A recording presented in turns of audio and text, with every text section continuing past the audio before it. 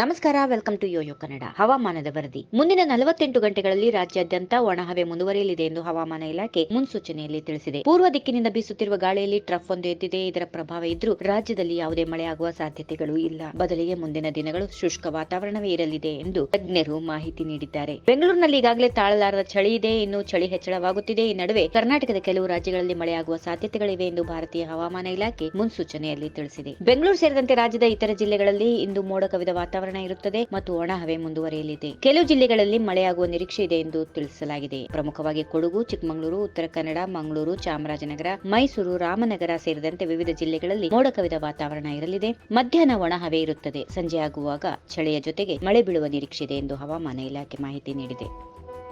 ರಾಜಧಾನಿ ಬೆಂಗಳೂರಿನಲ್ಲಿ ಗರಿಷ್ಠ ತಾಪಮಾನ 29 ಡಿಗ್ರಿ ಸೆಲ್ಸಿಯಸ್ ಇರಲಿದ್ದು ಕನಿಷ್ಠ 19 ಡಿಗ್ರಿ ಸೆಲ್ಸಿಯಸ್. ಮಡಿಕೇರಿಯಲ್ಲಿ ಗರಿಷ್ಠ ತಾಪಮಾನ 30 ಡಿಗ್ರಿ ಸೆಲ್ಸಿಯಸ್ ಇರಲಿದ್ದು ಕನಿಷ್ಠ ತಾಪಮಾನ 17 ಡಿಗ್ರಿ ಸೆಲ್ಸಿಯಸ್ ಇರುತ್ತದೆ.